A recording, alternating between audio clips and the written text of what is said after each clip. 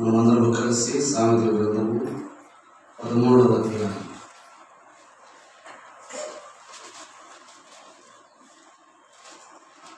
సామెతల గ్రంథము 13వ అధ్యాయం.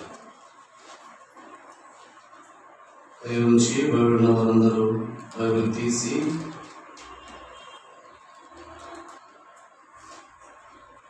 ఈ వాక్యాన్ని చదవండి. సామెతల గ్రంథము 13వ అధ్యాయము 20వ వచనం. జ్ఞానుల సహవాసము చేయువాడు జ్ఞానము గలవాడను, మూర్ఖుల సహవాసము చేయువాడు చెడిపోవును. చాలు, చిన్న ప్రార్థన చేస్తాం. మహాపరిశుద్ధుడా, దయగల నాయన, స్తోత్రం. చదవబడిన వాక్య భాగాన్ని బట్టి నిన్ను స్తుతిస్తున్నా. మీరు చేసిన మేలుకై స్తోత్రం, చూపిన కృపకై వందనాలు. చదవబడిన వాక్య భాగము ద్వారా మాతో మాట్లాడండి. వాక్యము మీది, మీరు వాక్యమై ఉన్న దేవుడు కనుక మీ వాక్యము ద్వారా నన్ను హెచ్చరించండి, దిద్దండి, దండించండి, ఉజ్జీవపరచండి. ఆయన ఈ వాక్యము ద్వారా ఓ మంచి దీవెనాశీర్వాదము చేత మీ పిల్లలను మీరు సంధించండి. ఇదిగో వాక్యమై ఉన్న దేవుడును, బోధకులకు బోధకుడై ఉన్న దేవుడునైన యేసు ప్రభువారి శ్రేష్ఠ నామమున ప్రార్థించి బోధించుకొనుచున్నాము తండ్రి, ఆమేన్. మరొకసారి ఆ మాటను చదవండి. 20వ వచనం. జ్ఞానుల సహవాసము చేయువాడు జ్ఞానము గలవాడను, మూర్ఖుల సహవాసము చేయువాడు ఏమైపోతాడంట? జ్ఞానుల సహవాసము చేయువానికి ఏమొస్తుందంట? జ్ఞానం వస్తుంది. దొంగలతో సహవాసము చేశాడు అనుకోండి, ఏమొస్తుంది? దొంగ బుద్ధి వస్తుంది. మోసగానితో సహవాసము చేస్తే మోసపు మనసు.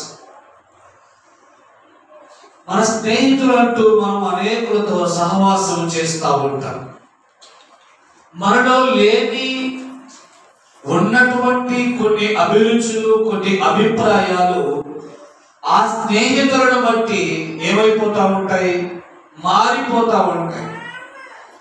ఒకరికి త్రాగుడు అలవాటే లేదనుకోండి, వాడి స్నేహితుడు త్రాగుపోతాయి, వాడి త్రాగుపోతోని సహవాసం వీడు ఉండటం వలన వీరికి ఏమొస్తా ఉంది? త్రాగుడు అనే అలవాటు వస్తాం.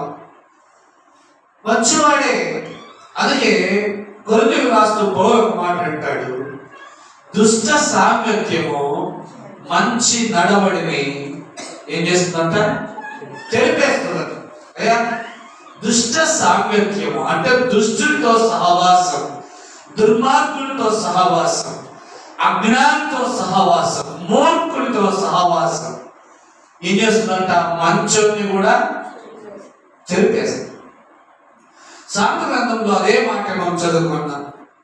జ్ఞానితో సహవాసము చేయువాడు జ్ఞానము గలవాడను, మూర్ఖులతో సహవాసము చేయువాడు ఏమైపోతాడంట? చెడిపోతాడంట.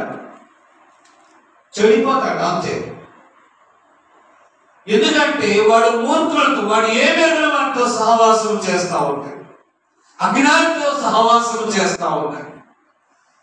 నేడు మన పరిస్థితులు, మన యొక్క చుట్టుపక్కల ఉన్నటువంటి సమాజం యొక్క పరిస్థితులు చూస్తూ ఉంటే కూడా దేవుని సంఘము, దేవుని ప్రజలు కూడా ఇట్టి వారితో సహవాసము కలిగి ఉండటం వలన అనేకులు నేడు చెడిపోతా ఉన్నారు, పడిపోతా ఉన్నారు.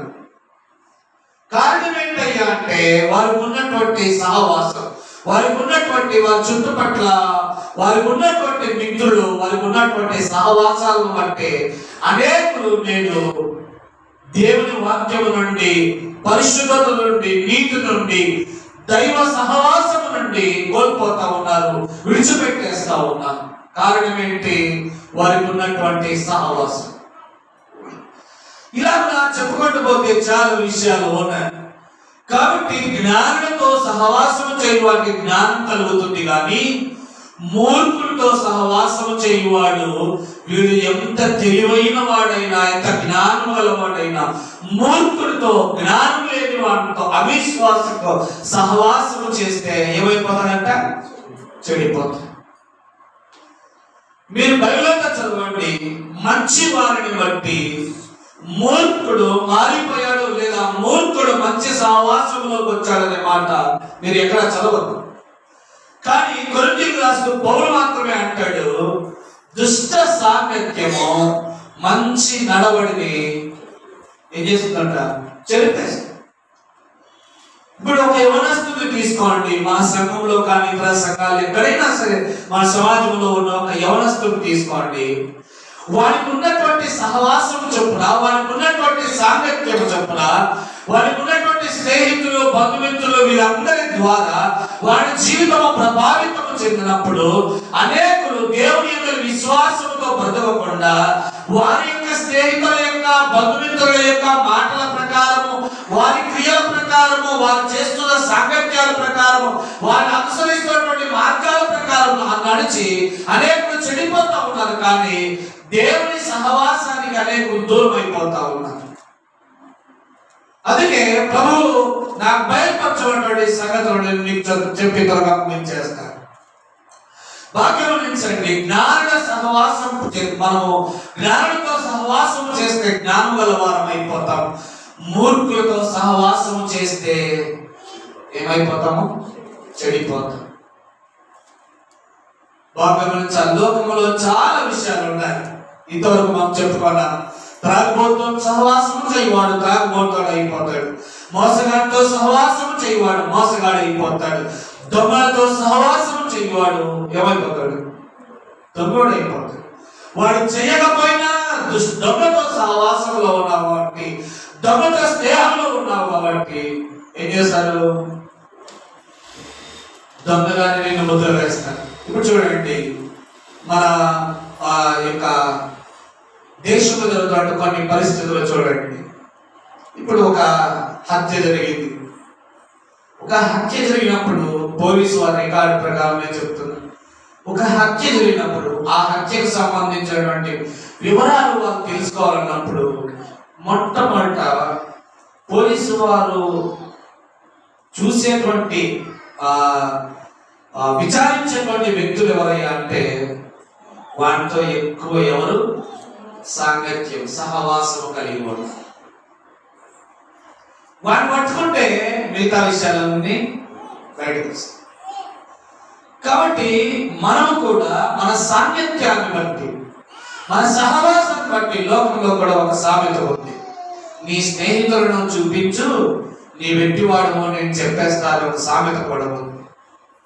మన స్నేహితులను బట్టి మనం ఎటువంటి వారము, మనం ఏ విధమైనటువంటి వారము, దేవుని యొక్క భయభక్తి గల వారమా, భక్తి గల వారమా, లేదంటే మోసగాళ్ళమా, దొంగలమా, మన క్రియలేంటి అని చెప్పాలంటే, నీ భవిష్యత్తు ఏంటి, నీ యొక్క సహవాసం ఏంటి చెప్పాలంటే, నీ పరిస్థితి ఏంటి చెప్పాలంటే, నీవు చేస్తున్నటువంటి సాంగత్యం, సహవాసం ఏదైతే ఉందో దాన్ని బట్టి ప్రతి మనుషుల జీవితాన్ని కూడా మనం అంచనా వేయవచ్చు.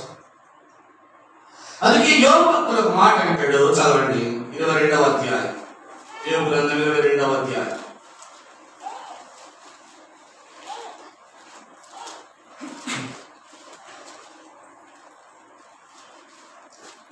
అధ్యాయం 21వ వచనం. ఆయనతో సహవాసము చేసిన యెడల నీకు ఏం కలుగుతుందట? సమాధానము కలుగును, అలాగున నీకు మేలు కలుగును. ఎవరితో సహవాసం చేస్తే? ఆయనతో సహవాసం, దేవునితో సహవాసం, దేవునితో సాంగత్యం, దేవునితో సహవాసం కలిగి ఉంటే మనకేం కలుగుతుందట? సమాధానం కలుగుతుంది. రెండవది ఏం కలుగుతుందయా? మేలు కలుగుతుంది. నేడు దేవునితో తమకున్నటువంటి సాంగత్యాన్ని, సహవాసాన్ని అనేకులు కోల్పోతా ఉన్నారు. అయ్యా, మానవుని తన స్వహస్తములతో దేవుడు నిర్మించుకున్నది, తయారు చేసుకున్నది, మానవునితో తాను సహవాసము చేయాలి, మానవులతో స్నేహపూర్వకంగా మెలగాలి. అబ్రాహాం ఏమంటాడయ్యా దేవుడు, నా స్నేహితుడైన అబ్రహామును నీవు చేయబో సంగతిని దాచగలరా అంటే, ఎవరంటే అబ్రహాము దేవుడికి స్నేహితుడు. దావీదును బట్టి దేవుడు ఏమంటాడయ్యా, దావీదు నా హృదయానుసారుడు, నా ఇష్టానుసారుడు అంటే. ఎందుకు ఆయన హృదయానుసారుడు, ఎందుకు ఆయన ఇష్టానుసారుడు అంటే, ఈ దావీదు దేవుడితో సహవాసము కలిగి ఉన్నాడు. దేవుడు తన భక్తుడైన దావీదుతో ఏం కలిగి ఉన్నాడు, సహవాసం కలిగి ఉన్నాడు. ఆదామును తయారు చేసి ఆయన నాసికారంధ్రంలో జీవవాయువును ఊది నరుడు జీవించే ఆత్మను చేసి ఆ ఏదైనా పెట్టి ప్రతి ఉదయ సాయంత్రం వేళల్లో ఎవరు వచ్చేవారు ఆదాము దగ్గరికి, దేవుడే వచ్చేవాడు. దేవుడు వచ్చి ఆదాముతో సహవాసం చేసి ముచ్చటించి కొంతసేపు మాట్లాడి ఆయన యోగక్షేమాలు తెలుసుకొని తిరిగి అదృశ్యుడయ్యేటువంటి వాడు. గమనించండి. కాబట్టి దేవుడితో సహవాసం, ఆయనతో సహవాసము చేసేలా మనకేమవుతుందంట, సమాధానము కలుగుతుంది. ఆయనతో నువ్వు చేస్తున్న సహవాసము నీకు మేలు కలుగుతుంది. గమనించండి. ఇప్పుడు జ్ఞానము కలుగుతో సహవాసము చేస్తే మనకేం కలుగుతుంది, జ్ఞానం కలుగుతుందని దేవుని వాక్యం సెలవిస్తుంది. ఇప్పుడు దేవుడితో సహవాసం చేస్తే మనకు సమాధానం కలుగుతుంది. రెండవది మేలు కలుగుతుంది. ఎందుకు కలుగుతుంది అంటే, ఇక దేవుడి విషయాలు చెప్పుకుంటూ పోతే చాలా పెద్ద సబ్జెక్ట్ అయిపోతుంది. కాబట్టి ఆయన ద్వారా ఎందుకు మేలు కలుగుతుంది అంటే, ఆయన నీ పరిస్థితులన్నిటికీ, నీ శ్రమలన్నిటికీ, నీ శోధనలన్నిటికీ, నీ బాధలన్నిటికీ చాలిన తగిన దేవుడు ఇవ్వన్నాడు. ఎందుకంటే ఆయన ఈ లోకములో ఉండగా అంటాడు, నాకు అసాధ్యమైనది ఏదైనా ఉన్నదా అంటాడు. మరి ఏది అసాధ్యము లేని దేవుడితో నీవు సహవాసం చేస్తున్నావంటే నీకు మేలు కలుగుతుందా, కీడు కలుగుతుందా?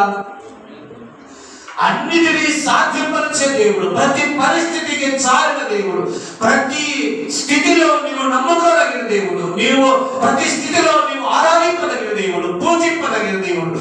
ఆయనతో నీవు సహవాసము చేస్తే సర్వాధికారి, సర్వశక్తిమంతుడు, సర్వాంతర్యామి అయిన దేవుడితో సహవాసము చేస్తే నీకు మేలే కలుగుతుంది, కానీ కీడు ఎంత మాత్రమును కలుగదు. కాబట్టి అనేకులు నేడు ఈ సహవాసాన్ని విడిచిపెట్టుట చేత శోధనలోను ఉరిలోను పడిపోతా ఉన్నారు. కాబట్టి ఇటువంటి శోధనలు ఉరిలో పడిపోకుండా దేవుని ప్రజలు ఉండాలంటే యోబు భక్తుడు అన్నట్టుగా ఎవరితో సహవాసం చేయాలి, ఆయనతో సహవాసం చేయాలి. ఆయనతో సహవాసము ఎప్పుడు తొలగిపోతుంది? ఆయనంతకై ఆయన మానుకోడు, ఆయనంతకై ఆయన విడిచిపెట్టాడు. ఎప్పుడు దేవుడితో నీకున్న సహవాసము తప్పిపోతాదంటే, ఆదామును ఒక రోజు యథాప్రకారము దేవుడు ఆకాశం నుండి దిగి వచ్చి ఆదాము ఆదాము అని పిలువగా ఆదాము ఎక్కడున్నాడంట, పొదల చాటును దాక్కున్నాడు. దేవుడు పిలిస్తే ఆదాము పలికాడు. ఏమన్నాడు? ఇదిగో దేవా ఎక్కడున్నావయ్యా అంటే, ఎక్కడున్నాడంట, నీవు వచ్చుతున్నావు, నేను దిగంబరుడై ఉండుట చూచి ఎక్కడున్నాను, పొదల చాటులో దాక్కున్నా. దేవుడితో నీకున్న సహవాసం ఎప్పుడు పోతుందయ్యా అంటే, ఇదిగో ఆదాము దేవుడిచ్చిన ఆజ్ఞను మీది, దేవుడిచ్చినటువంటి ఆజ్ఞ నుండి తొలగిపోయి దేవుని మాట వినకపోయినందు చేత దేవుడితో ఆదాములకు ఉన్నటువంటి సంబంధం ఏమైపోయింది? మనోడు ఎప్పుడైతే పొదల చాటును దాక్కున్నాడో పిలిచి విచారించి ఏమైంది ఆయన అంటే, అదిగో కథంతా జరిగిపోయింది. ఏదేనో తోటల నుండి ఆదామును వెళ్ళగొట్టి కెరూబుల శరాపుల కావలి పెట్టాడు. ఎప్పుడు నీకు నాకు మనకందరికి దేవుడితో ఉన్న సహవాసం, ఆయనతో ఉన్న సంబంధం ఎప్పుడు తొలగిపోతుందయ్యా అంటే, ఆయన తొలగిపోవడమా? ఆయనేం నిన్ను విడిచిపెట్టాడయ్యా. ఆయనతో నీకున్న సహవాసం ఎప్పుడు తొలగిపోతుందంటే ఎప్పుడు దేవుని మాట వినకపోయినప్పుడు, ఆయన ఆజ్ఞకు లోబడకపోయినప్పుడు. ఆదాము దేవుడిచ్చిన ఒకే ఒక ఆజ్ఞ విషయంలో తప్పిపోయాడు. దేవుడితో తనకున్న సహవాసాన్ని, సంబంధాన్ని ఏం చేశాడు? కోల్పోయి. ఇలా చెప్పుకొని పోతే నేను గుర్తు చేస్తాను కొంతమంది భక్తులను. సంసోనును చూడండి, దేవుని ఆత్మ తనను బలపరిచినప్పుడు దేవుని ఆత్మ శక్తి చేత ఆయన ఎన్నో శూల కార్యాలు జరిగించాడు.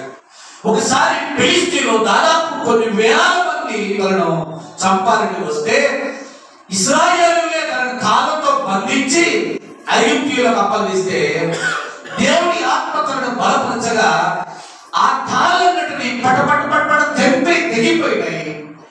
ఇగో ఆ ఐగుప్తీయుల మీద, ఆ ఫిలిష్తీయుల మీద పడడానికి తన దగ్గర ఏ ఆయుధము లేవు. చచ్చి పడి ఉన్నటువంటి గాడిద యొక్క కళేబరమును చూచి ఆ గాడిద కళేబరము యొక్క దవడ ఎముక తీసుకొని ఎంతమంది చంపాడంటయ్యా? ఎంతమందిని చంపాడంట? 1000 మందిని చంపేసి. ఎవరు తనను బలపరిచారు? తనతో సహవాసము చేస్తున్నా, సాంగత్యము చేస్తున్నా దేవుని ఆత్మ సంసోనును బలపరచగా ఏం చేసినాడంట? 1000 మంది యోధులను హతమార్చి. ఇలా చెప్పుకుంటూ పోతే చాలా మంది దేవుని ఆత్మ చేత బలపరచబడిన వారు అందరూ ఉన్నారు. దేవుని యొక్క ఆజ్ఞలో, దేవుని మాటలో, దేవుని ఆజ్ఞానుసారంగా జీవిస్తున్నటువంటి దావీదు జీవితంలో కూడా దేవుని సహవాసాన్ని కోల్పోయిన ఒక రోజు వచ్చింది. దేవుని సహవాసాన్ని విడిచిపెట్టిన, దేవుని ఆజ్ఞలు మీరిన, దేవుని మాట నుండి తొలగిపోయిన ఒక దినం వచ్చింది. దేవుడు తన చెయ్యి విడిచాడు. తన కుటుంబం అల్లకల్లోలమైపోయిందమ్మా అయ్యా. తన కుటుంబం అల్లకల్లోలమైపోయి. దేవుడితో నీకున్న సహవాసం, నీకున్న సంబంధం ఎప్పుడు తెగిపోతుందయ్యా అంటే దేవుని మాట నీవు విననప్పుడు తెగిపోతుంది. దేవుని ఆజ్ఞను నీవు మీరినప్పుడు తొలగిపోతుంది. దేవుని ఆజ్ఞ నుండి నీవు దూరమైపోయినప్పుడు దేవునితో నీకున్న సహవాసము ఏమైపోతుందయ్యా? ఏమైపోతుంది? తొలగిపోతుంది. అయితే అలాగున తొలగిపోయిన దేవునితో సహవాసాన్ని మన ప్రభు అయిన యేసుక్రీస్తు ప్రభు వారి ద్వారా తిరిగి మనల్ని ఏం చేశాడంటే దేవుడు సమాధానపరుచుకున్నాడు. ఏ విధంగా సమాధానపరుచుకున్నాడు? నరులు ఎంత కాలం పోయినా వారి హృదయాలోచన చెడ్డది, వారు పాపములోనే జీవిస్తుంటారు, వారు పాపంలోనే బ్రతుకుతుంటారని ఆయన తన ప్రియ కుమారుడైన యేసుక్రీస్తు ప్రభు వారిని లోకమునకు పంపి మనందరి దోషములను, మనందరి పాపములన్నిటిని ఆయన మీద మోపి ఆయనను తన యొక్క ప్రేమను బట్టి మానవుడితో తాను కోల్పోయిన సహవాసాన్ని తిరిగి పొందుట కొరకై తన ప్రియ కుమారుడైన యేసుక్రీస్తు ప్రభు వారిని బలిపెట్టి ఆయన తన శిలువ రక్తము చేత మనల్ని కడిగి శుద్ధీకరించి మన దోషములను, మన అపవిత్ర కార్యములన్నిటినీ, మన అతిక్రమములన్నిటినీ ఆయన భుజముల మీద ఎత్తుకొని శిలోమరానికి ఆయన దేహాన్ని కొట్టివేసి ఇక నా దోషములను ఎన్నటికీ జ్ఞాపకం చేసుకోకుండా, నా అతిక్రమములను ఎన్నటికీ జ్ఞాపకం చేసుకోకుండా దేవుడితో నీకున్నటువంటి సహవాసాన్ని నీవు కోల్పోయిన ఆ సహవాసాన్ని తిరిగి యేసుక్రీస్తు ప్రభు వారి ద్వారా నీకు అనుగ్రహించి ఉన్నాడు. గత వారం మనం జ్ఞాపకం చేసుకున్నాం ఈ మాట, సమాధానపరచు వాక్యమని. కాబట్టి దేవుడితో నీకున్న కోల్పోయిన సంబంధాన్ని తిరిగి యేసుక్రీస్తు ప్రభు వారి ద్వారా నీకు ఆ సహవాసాన్ని మనకు ప్రభు అనుగ్రహించాడు.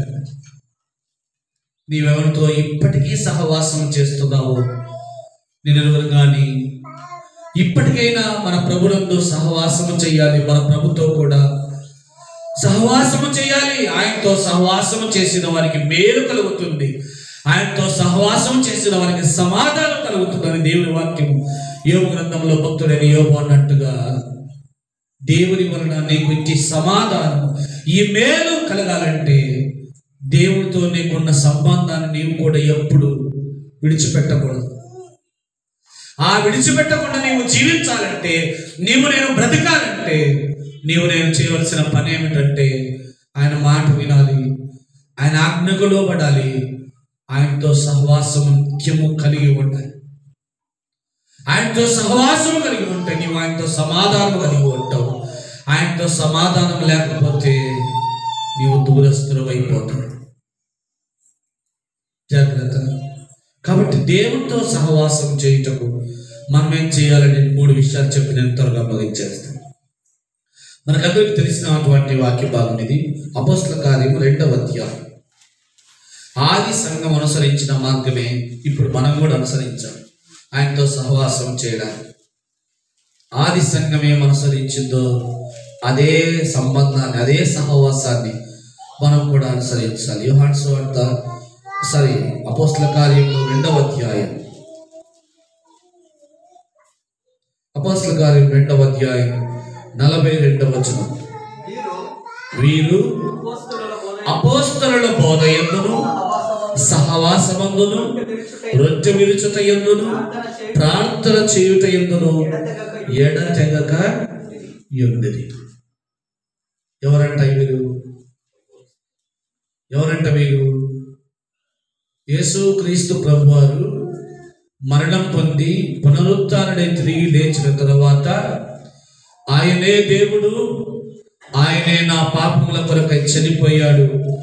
దేవునితో నేను కోల్పోయిన ఆ సమాధానాన్ని, ఆ సహవాసాన్ని, నా పాప దోషములను కడిగి తిరిగి తన తండ్రితో సమాధానం పరచాడని విశ్వసించిన ప్రతి జనం, నీలాగా నాలాగా మనందరిలాగా యేసు క్రీస్తు ప్రభువారినందు విశ్వసించిన విశ్వాస సమాజం ఇది.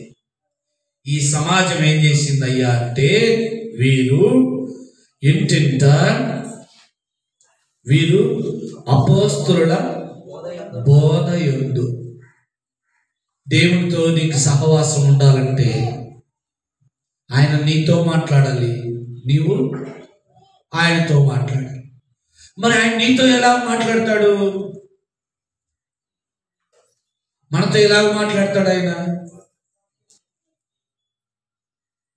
అపోస్తలుల బోధ యందు, దేవుని వాక్యం ద్వారా. హెబ్రీయులకు రాసిన పత్రిక 1వ అధ్యాయం చదవండి. 1వ అధ్యాయం 1వ వచనం. ఈ దినములలో దేవుడు నీతో నాతో ఎలాగ మాట్లాడతాడో ఒక మాట చూపించి నేను ముందుకు వెళ్ళిపోతాను. పూర్వకాలమందు నానా సమయములలోను నానా విధములుగాను ప్రవక్తల ద్వారా తన పితరులతో మాటలాడిన దేవుడు ఈ దినముల అంతమందు కుమారుని ద్వారా మనతో మాటలాడెను. ఆయన ఆ కుమారుని సమస్తమునకు వారసునిగా నియమించెను. ఆయన ద్వారా ప్రపంచమును నిర్మించెను. ఇప్పుడు ఎట్లా మాట్లాడతాడంట? ఈ దినముల అంతమంది ఎట్లా మాట్లాడతాడంటమ్మా? అయ్యా, తన కుమారుని ద్వారా. ఆ కుమారుడు ఎవరయ్యా అంటే, యోహాను సువార్త 1వ అధ్యాయం 1వ వచనానికి వెళ్ళాలి. ఆది యందు వాక్యం ఉండెను, వాక్యము దేవుని యందు ఉండెను, ఆ వాక్యమే దేవుడై ఉండెను. 14వ వచనం, యోహాను సువార్త 1వ అధ్యాయం 14వ వచనంలో, ఆ వాక్యము శరీరధారిగా కృపా సత్య సంపూర్ణుడుగా మన మధ్య నివసించు. ఆయన ఇప్పుడు మనతో మాట్లాడేటువంటి పద్ధతి, మాట్లాడేటువంటి విషయం దేవుని వాక్యము ద్వారా నీతో నాతో మాట్లాడతాడు. అందుకే ఆది సంఘము అపోస్తలుల బోధ యందును సహవాసమందును రొట్టె విరుచుట యందును ప్రార్థన చేయుట యందును ఎట్లున్నారట? ఎడతెగక ఉండేది. అమ్మా, దేవునితో నీవు నేను సహవాసము చేస్తున్నామంటే దేవుని వాక్యాన్ని నీవేం చేయాలి? ధ్యానిస్తూ ఉండాలి. బోధకుల మాట వినాలి. దేవుని వాక్యం నీతో మాట్లాడుతుండగా చెవులు తెరచి, కన్నులు తెరచి, నీ హృదయము తెరచి దేవుని వాక్యానికి నీవు ప్రాధాన్యతనియాలి. ఆయన నీతో మాట్లాడుతున్నటువంటి సమయం, ఆయన నీతో నిన్ను హెచ్చరిస్తున్న సమయం, నిన్ను దిద్దుతున్న సమయం, నిన్ను బలపరుస్తున్న సమయం, నిన్ను దీవిస్తున్న సమయం, నిన్ను ఇదిగో హెచ్చరిస్తున్నటువంటి సమయము, నిన్ను ఆశీర్వదిస్తున్న సమయము, దేవుని వాక్యము బోధింపబడే సమయం. ఈ వాక్యము బోధింపబడే సమయాన్ని నువ్వు వ్యక్తపరచుకుంటే, నీ వాక్యం బోధింపబడే సమయాన్ని నీవు నిర్లక్ష్యం చేస్తే, ఈ వాక్యం బోధింపబడే సమయాన్ని పెడచెవిన పెడితే, దేవునితో నేను సహవాసమందున్నానులే నీవు అనుకుంటున్నావేమో. అయ్యా, దేవునితో నేను సంబంధం కలిగి ఉన్నానులే అని మనం అనుకుంటున్నాము. లేదు లేదు, దేవుని వాక్యం ధ్యానించకపోవటం వలన, దేవుని వాక్యాన్ని వినకపోవటం వలన, దేవుని వాక్యానికి లోబడకపోవటం వలన నీవు నీ దేవుడైన నీ ప్రభుతో నీ సహవాసం కోల్పోయావు. ఆయన నీతో మాట్లాడట్లేదు, ఆయన నీతో మాట్లాడట్లేదు. ఆయన నీతో మాట్లాడకపోతే నీవు ఆయనతో ఎట్లా మాట్లాడతావు? ఇద్దరి మధ్య మంచి సామర్థ్యం ఉండాలి, మంచి సహవాసం ఉండాలంటే ఏం చేయాలి? నేను మాట్లాడాలి, ఎదుటి వ్యక్తి కూడా మాట్లాడాలి. మన దేవుడు మాట్లాడుతున్నప్పుడు నీవేమో నిర్లక్ష్యం అయిపోతుంది, పెడచెవిన పెడుతుంది, నిద్రపోతుంది, నీ ఇష్టానుసారం ప్రవర్తించుతుంది. దేవుడు నీతో మాట్లాడుతుండగా చెవిని ఆలకింపకపోతుంది, దేవుడు నీతో మాట్లాడుతుండగా నీ హృదయాన్ని ఇయ్యకపోతుంది. నీవు మాట్లాడితే ఆయన వింటాడా? సామెత గ్రంథంలో అనుకుంటా ఒక మాట ఉంది, చదువుంది. 1వ అధ్యాయంలో 2వ అధ్యాయంలో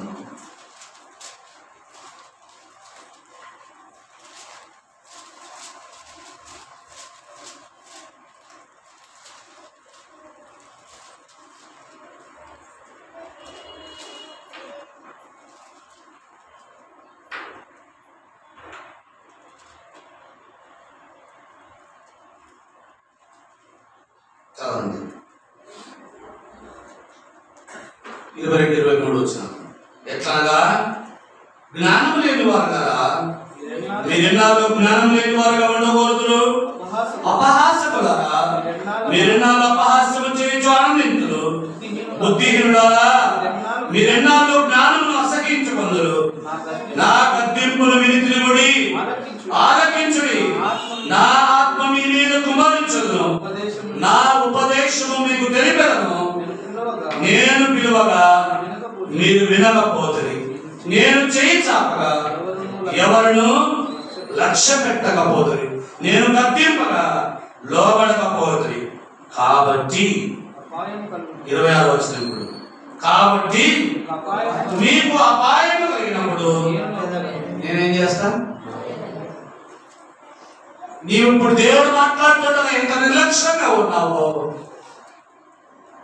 నీకు అపాయం వచ్చినప్పుడు ఆయన కూడా ఏం చేస్తాడంట? నీకు నవ్వులాటగా ఉందేమో, నీకు బాధగా ఉందేమో, దేవుని వాక్యం మాట్లాడుతుంటే నువ్వు లోబడకపోతే ఆయన కూడా ఏం చేస్తాడంట? నీకు చదవండి 26 వచ్చిన, కాబట్టి మీకు అపాయం కలిగినప్పుడు నేను నవ్వేదను, మీకు భయం వచ్చినప్పుడు నీవు భయపడుతున్నావు. ఆయన ఏం చేస్తాడంట?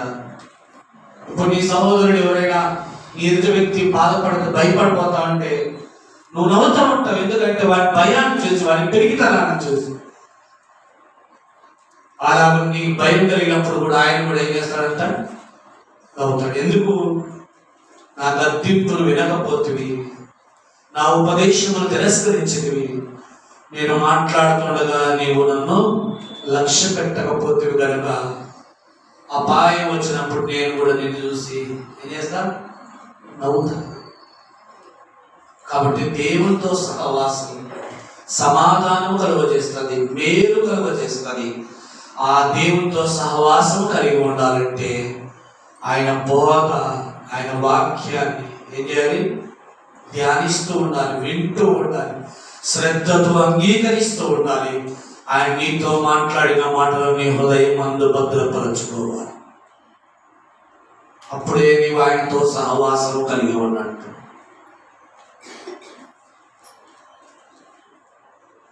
రెండవది అపోస్తల కార్యంలో 2వ అధ్యాయం మనం చూసినాం కదా, ఆది సంఘం అనుసరించిన మార్గమే మనం అనుసరించాలి. కాబట్టి రెండవ విషయాన్ని మనం ధ్యానం చేద్దాం.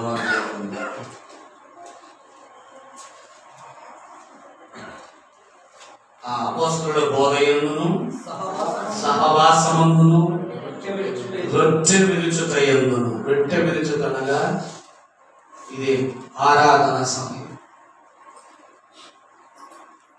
ఎప్పుడు రొట్టె పిలుస్తామా? ఈ దినమే కదా. మరి ఈ దినాన్ని మనం ఏం చేస్తాం? నిర్లక్ష్యం చేస్తావు, విడిచిపెట్టేస్తావు. రొట్టె విరుచుట యొక్క ప్రాముఖ్యత ఏమిటో ఎరగకుండా రేపు బ్రతుకుతావు. యోహాను సువార్తలో భక్తుడు రాస్తాడు, పరలోకం నుండి దిగి వచ్చిన జీవాహారం నేనే, ఈ ఆహారం తినవాడు ఎల్లప్పుడూ జీవించు. ఈ ఆహారం తినవాడు ఏమైపోతాడు? మళ్ళీ నిత్య నాశనమునకు, నిత్య నరకం పాలైపోతాడు. మరి సహవాసం, దేవునితో నీకున్న సహవాసం, నీకున్నటువంటి సంబంధం ఏంటయ్యా అంటే రొట్టె విరుచుటయందు దేవుని సాంగత్యం సహవాసం చేయటం ఎడతెగక ఉంటాయి. మూడవ విషయం మాత్రం నేను చూపించి ముగించేస్తాను. రొట్టె విరుచుటయందు నాలుగోది ప్రార్థన చేయుటయందు ఎడతెగక ఉండి. ఏం చేయాలి? ఇప్పుడు ప్రభు మనతో మాట్లాడే సాంగత్యాన్ని చూసాము. రెండవది రొట్టె విరుచుటగా మన ప్రభువును ఆరాధించే సమయాన్ని చూసాము. మూడవది నీవు ప్రభుతో మాట్లాడే సమయం, నీవు దేవునితో మాట్లాడే సమయం, అదే ప్రార్థన. ప్రార్థన అంటే ఏంటయ్యా అంటే దేవునితో మనము మాట్లాడే సమయమే ప్రార్థన. దేవుడు నీతో మాట్లాడే సమయం తన వాక్యము ద్వారా అయితే, నీవు దేవునితో మాట్లాడే సమయం ఏంటి? ప్రార్థన. ఎంతమంది జీవితాల్లో ఈ ప్రార్థన ఉంది? ఎంతమంది జీవితాల్లో ఈ ప్రార్థనలు కలిగి ఉన్నాం? ఎంతమంది జీవితాల్లో ప్రార్థన ద్వారా దేవునితో సాంగత్యాన్ని కలిగి ఉన్నాం? మా దానియేలు ఒక దుశ్శాసనం వచ్చింది. దానియేలు కొరకు రాజుకు తప్ప తమ కష్టములు ఏ దేవునితో అయినా ఎవరికైనా ఎవడైనా చెప్పుకుంటే వాడు సింహము బోల్లో వేయబడతాడని శాసనం వచ్చింది. దానియేలు అయితే ఏం చేశాడన్న? యథాప్రకారం ముమ్మారు తన గది కిటికీ యెరూషలేము తట్టులకు తీసి ముమ్మారు ఏం చేశాడమ్మా? ప్రార్థన చేసి. ఆయన మేలు కలిగిందా? కీడు కలిగిందా? మేలు కలిగింది. దేవునితో నీవు సహవాసం చేస్తే నీకు మేలే కలుగుతుంది తప్ప కీడెంత మాత్రం నువ్వు కలుగు. మొర్దెకై కాలంలో ఎస్తేరు మొర్దెకై కాదు, హామాను వాడు గర్విష్ఠుడై హామాను ఒక్కని చంపుట నా పదవికి ఏం ప్రయోజనం? యూదులందరినీ సంహరిస్తా అని వాడు ప్రతిపోయాడు. ఏం చేశారు? వారంతా ప్రార్థన చేశారు. అయ్యా మమ్మల్ని రక్షింపమని కేకలు వేసి ప్రార్థన చేశారమ్మా. ఆ ప్రార్థన దేవుడు విని రాజు హృదయాన్ని మార్చి, ఏ రాజు ఆ శాసనమును ముద్రించాడు అదే రాజు చేత ఆ శాసనాన్ని మార్చి యూదులకు రక్షణ కలుగజేసి, యూదులు వారి శత్రువు యొక్క హామాను మరణాన్ని తమ కళ్ళారా చూసేటట్టుగా చేశాడయ్యా. మరి నీకుందా ఈ ప్రార్థనా జీవితం? మనకుందా ఈ ప్రార్థనా జీవితం? అబియా యెరోబాములకు యుద్ధము కలుగుగా యెరోబాము సైన్యం 20 లక్షలు ఉంది. అబియా సైన్యం కేవలం 4 లక్షలు. అబియా 18 సంవత్సరాల అనుభవము యెరోబాముకు ఉంది. అబియా కేవలం 3 సంవత్సరాల అనుభవం ఉంది. అబియా తన యెరోబాము తన శక్తియుక్తులన్నిటిని ప్రయోగించి ఇశ్రాయేలు యూదా సైన్యానికి వెనుక ముందర సైన్యం ఉండేటట్టుగా చేసి,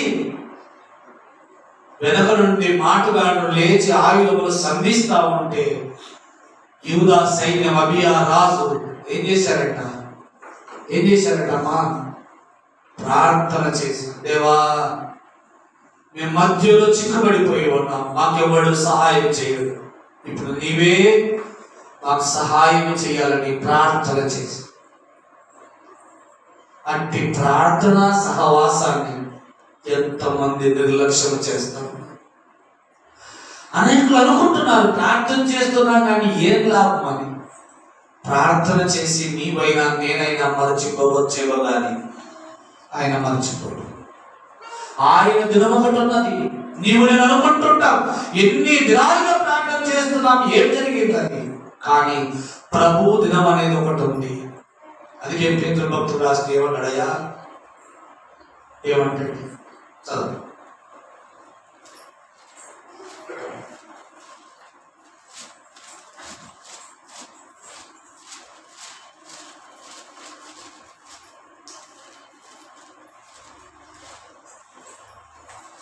ఐదవ అధ్యాయం 6వ వచనం. దేవుడు తగిన సమయమందు మిమ్మును హెచ్చించినట్లు ఆయన బలిష్టమైన హస్తముల క్రింద దీన మనస్కులై తగిన సమయమందు. ఓ సమయం ఉందమ్మా.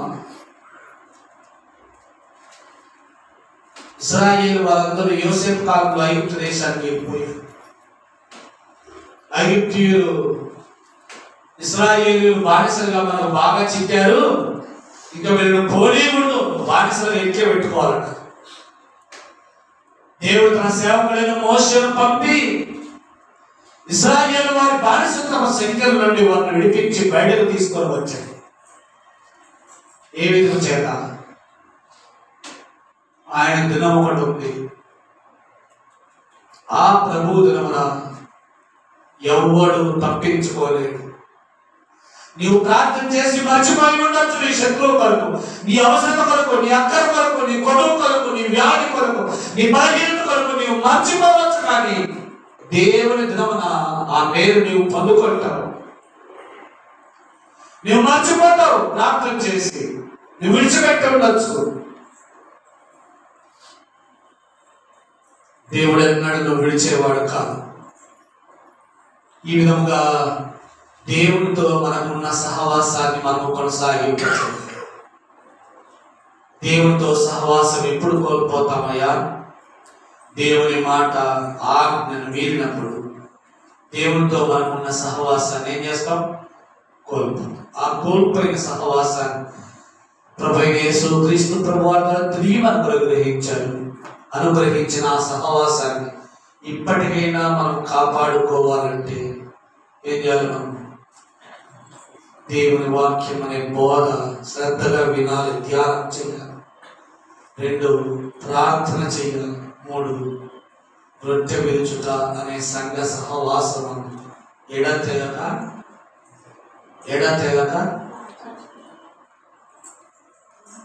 ప్రార్థన చేయాలి. ఎడతెగక ఈ సహవాసం అన్నారు. అలా ఉన్నప్పుడే దేవునితో నీవు సహవాసం చేస్తున్నావు.